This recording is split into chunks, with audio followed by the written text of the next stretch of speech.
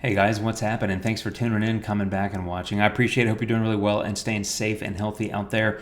Thanks for coming back. And if you're new here, I'm Jim. I make tutorial videos on showing you different tips and tricks for editing your photos. And I'm often interested in exploring creative sort of boundaries and that sort of thing. And today's a good example of that. I am using Luminar 4, which I've been using for this entire series.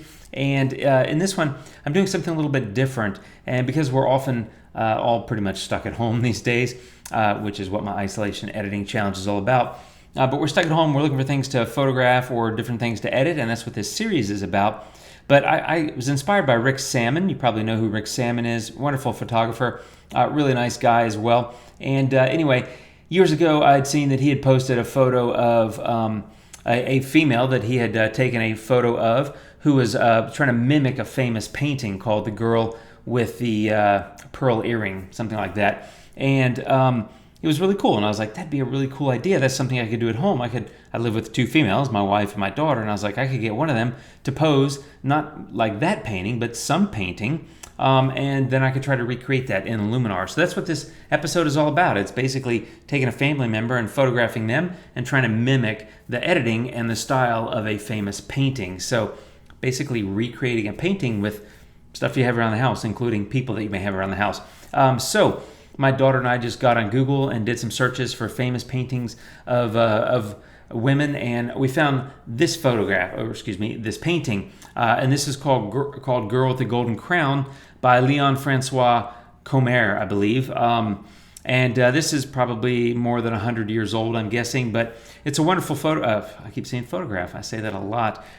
It's a wonderful painting, very cool. And while my daughter didn't have the things, nor did we have the things around the house to completely mimic this, we did come up with something I thought was pretty cool, and I made a photograph out of it. So this is my daughter, Emma. And basically, I photographed her in my office today, and all I did is I put some black paper on the wall. It's this photo background paper. I just taped it up, set up my camera on a tripod, had her pose. She found a little bit of a crown thing. She held one of my journals and that sort of thing, and she stood there and tried to sort of somewhat mimic that painting. And so it was a black background. I added a couple of textures. I did a lot of things. I'm going to go jump into Luminar and show you how I achieved this look.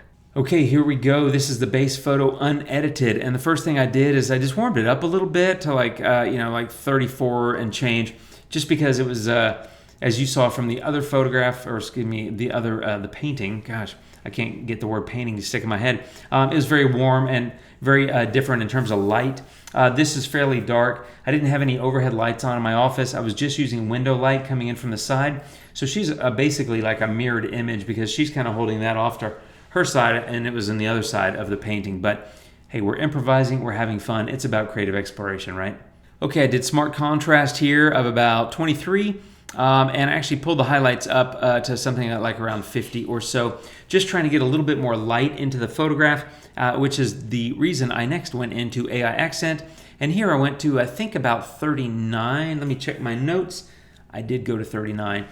There we go. And that was my base edit. And the next thing I did is pop over here to AI Skin Enhancer and AI Portrait Enhancer. With Skin Enhancer, I went to about 30 on the first slider. And for shine removal, I went to about 44 because there was with that side light coming in, and to be honest, I'm not a portrait photographer, number one. And number two, I don't have a proper studio setup for this. So I don't have like real backdrops. I don't have the right kind of light. I don't have any kind of lights, to be honest. So I'm kind of winging it, but that's part of the challenge. And honestly, I'm kind of glad I don't have all that stuff because it's making me improvise. Except for the background paper, which I did buy from my camera store recently. But anyway, that's before and after, so kind of a slight difference. Then I went into Portrait Enhancer. Here I went into Face Light, and I went to 33, so let me do that real quick. And after that was Eye Whitening of about 30, and Eye Enhancer of about 20, 25, something like that. And you can't quite tell, honestly, on Eye Enhancer. I think if it was a little bit closer in, you could probably tell, but I think it's looking pretty good. And despite the fact that she's a young female and fairly thin, actually, I went ahead and did a little slim face. I was trying to make it look a little bit more like in the painting. And then I actually did enlarge eyes just a tiny bit. Like a 13 or something. So just a small amount. and then a small amount on improve eyebrows as well. So let me show you Portrait Enhancer. There's before and there's after. It kind of elongates her face a little bit, that slimming and the light and stuff. So again, I'm just trying to mirror or mimic that painting. Okay, this is where I went and added a texture. So I popped over here to the Creative tab and got Texture Overlay. And I have this Burl Grunge texture that I've probably used in a lot of videos. It's one of my favorite textures. It just works really well. It looks terrible there, but we're gonna fix that in a second. The first way we're gonna fix that is hit it with a luminosity mask, which basically just automatically creates the mask based on light values. And so it's gonna do that. I'll show you the mask here in just a second. Okay, my luminosity mask is on the photo. Let me show that to you. I'm gonna say brush and I'll show it to you. There you go. You can see it's based on light values. And so it's applying the texture based on the light values in the photo. And I'm not done, however. I'm gonna change the blend mode as well. And I think I used screen. I did. I gotta keep checking my notes. So I'm gonna change it to screen. And you can see that changes the light quite a bit and really removes a bit of that texture from my daughter. I'm gonna pull a little bit more. I'm gonna go into brush and I'm gonna go in erase. I'm gonna take the opacity down a little bit, take my brush up and just erase some of that from her face. Just a little bit like that. I don't want too much texture on her face, but something about like that. And the last thing I did is I pulled the opacity of the texture down to about 33. So let me show you the before and after. There's before and after. So these moves, I basically used a texture with a luminosity mask, with the change in opacity, a little bit of brush work, and a blend mode, changing it to screen, which really I think improved my background quite a bit, because before it's a black piece of paper. Not basically, it is a black piece of paper, and I really need to warm up the background, so I feel like I'm getting there by doing this. And then at this point, I think that I've covered everything I have in my notes here. The next thing was just going over here to vignette. And I stuck a vignette on. I went like -40, like -44, and size of about 20. And inner light just a little bit, like 13 or something like that. And there's my before and my after. Let me get you the other, there we go. Let me close the finished product of her. And here we go. So at this point, I was like, considering what I have, I think I've done a pretty good job. I've got kind of a darker brownish kind of texture in the background. I feel like I've got the light kind of right on her. She's kind of warmed up. The pose and that sort of thing are similar, but what I'm missing is some more of this texture. It's browner and it's patterned, and I don't really have that. And so that's where I decided to go add a new layer. So plus add new image layer. And I grabbed this Brick 2. This is just a texture I got somewhere, God knows where, and God knows when. It must have been in a preset, in a pack, or maybe I got it off the web, but you can kind of see here that it's basically tile, but it's blue, so we're gonna work on that.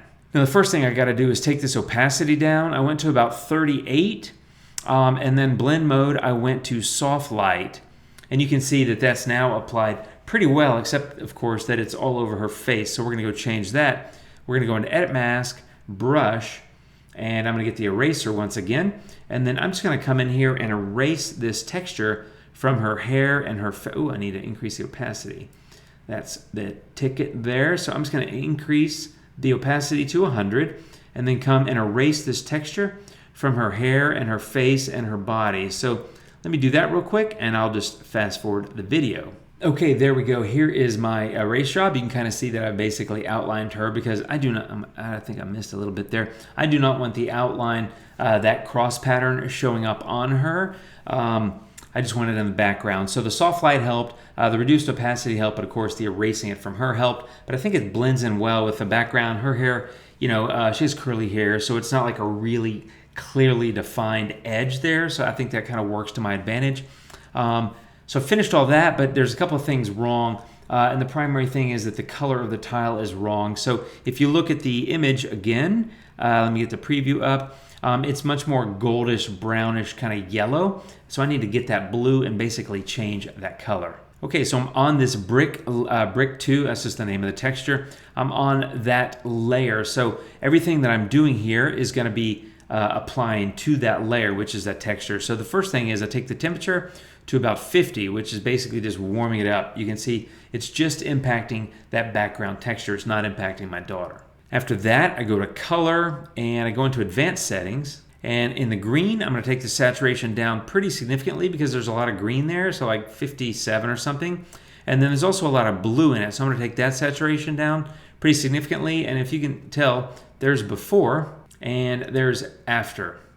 I feel like it's kind of subtle. And so after having done that, I decided I'm going to go to the Pro tab and go over here to Color Enhancer and get into the advanced settings and get into color balance, which really gives me a lot of control over the colors. So the first thing I do is I start in shadows, and I'm skipping the cyan and red, but magenta green, there's a lot of green in that background. So I'm taking it towards the magenta, and I'm doing like a -40. All I'm trying to do is not go too far, because I don't want to make it purple, but I'm trying to get that green out of there. And then I'm doing the same thing down below where it's yellow-blue. It's got a lot of blue in it. And so I'm going to drag that down to like a -47 or something like that. Next, I'm going to go to midtones and basically do the same thing. I'm going to start with magenta green and go like -34 or something. And then yellow-blue, I took that down to like -42, 43. So you can kind of see that the color in the background is changing a bit. It's not significant, but I'm just trying to reduce the impact of the greenish blue by changing the colors here. And then I'm going to do the same thing with highlights. And again, skipping cyan red, and I'm going like -40 here, 42, and like -28 or 30, something like that there. There you go. Let me show you a color enhancer. There's before. You can see it's got a bit more blue and kind of green to it, almost kind of an aqua color. And after, now it's a bit more brown. I just want to be careful I don't go too far to the left and create kind of a purple look. And at this point, I think the only thing I would do, and this is something a little bit different, I'm going to go add a new adjustment layer and get a vignette, simply because I like the vignette. It's not really very vignette-y on the painting, but it's a nice kind of way to sort of isolate my subject there. And let me go get the painting. There it is. So that's my final, again, completely just having fun. It's an experiment. It's not intended to be an exact copy or replica. I'm not going to be able to do that. But it's taking that theme and trying to recreate it with stuff you have at home and, of course, people that you have at home. And then in Luminar, experimenting with textures and layers and filters and that sort of thing, and brushing and masking, those sort of things, in order to try to recreate the overall vibe, if you will, the feeling that photo gives you. And I feel like I've done a pretty good job. As I look at it, I think, I might go do some other things differently, but mostly it's a big experiment. It's not designed to be exact.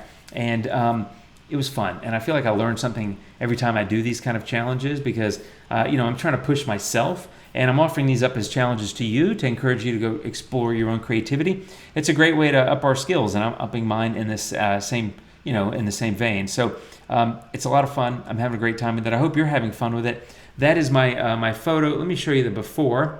There's the before, and there's the current state. And then let me get this photo up again of the painting, and there you go. Just a recreation of a painting. It's a fun exercise. Grab a family member, dress them in something, do it with your dog. It doesn't matter. Just do something. Take some photos, have fun, edit, and enjoy your time at home. And that's all I got for you today, my friends. I appreciate you watching. Thank you very much. Have a great day. I'll see you soon. Take care and adios.